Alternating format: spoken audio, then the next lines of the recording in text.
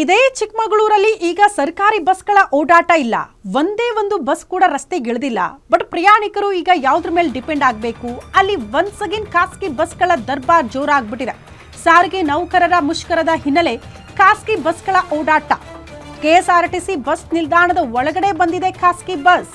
ಸರ್ಕಾರಿ ಬಸ್ ನಿಲ್ದಾಣದಲ್ಲಿ ಖಾಸಗಿ ಬಸ್ಗಳ ದರ್ಬಾರ್ ಹೆಚ್ಚಾಗಿದೆ. ಏನ್ ಮಾಡೋದು? ಸರ್ಕಾರನೇ ಅವಕಾಶ ಮಾಡಿಕೊಟ್ಟಿದೆ. ಇದು ಸಾಮಾನ್ಯ ಡೇಸ್ ಅಲ್ಲಿ ಆಗಿದ್ರೆ ನಾವೇ ಸುದ್ದಿ ಮಾಡ್ತಿದ್ವಿ, ಅದೆಂಗ್ರಿ ಖಾಸಗಿ ಬಸ್ಗಳನ್ನ ಒಳಗಡೆ ಬಿಟ್ರು ಸರ್ಕಾರಿ ಬಸ್ ಸ್ಟ್ಯಾಂಡ್ ಅಲ್ಲಿ ಅಂತ. ಬಟ್ ಇವತ್ತು ಸಾರಿಗೆ ಇಲಾಖೆನೇ ಹೇಳಿದೆ, ಸರ್ಕಾರನೇ ವ್ಯವಸ್ಥೆ ಮಾಡಿಕೊಂಡಿದೆ.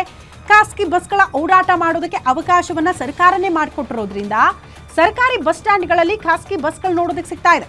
ಬಸ್ ನಿಲ್ದಾಣದ ಸುತ್ತಮುತ್ತ ಬಿಗಿ ಪೊಲೀಸ್ ಬಂದೋಬಸ್ತನ್ನ ಕೈಗೊಳ್ಳಲಾಗಿದೆ.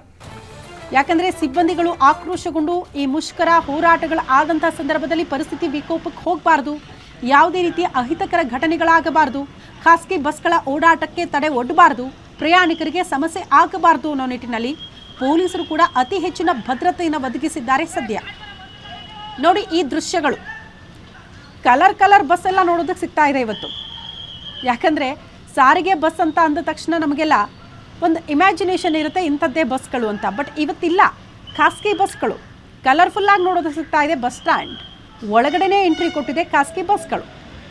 ಸಾರಿಗೆ ಇಲ್ವಾ? ಪರವಾಗಿಲ್ಲ, ಸರ್ಕಾರಿ ಬಸ್ ಸಿಕ್ಕಿಲ್ಲ ಅಂದರೆ ಖಾಸಗಿ ಬಸ್ ಹತ್ಕೊಳ್ತೀವಿ ಅನ್ನೋಂಥ ಮನಸ್ಥಿತಿ ಪ್ರಯಾಣಿಕರಿಗೂ ಬಂದ್ಬಿಟ್ಟಿದೆ. ಸರ್ಕಾರನೂ ಕೂಡ ಆ ಕಡೆ ವಾಲ್ಬಿಟ್ಟಿದೆ.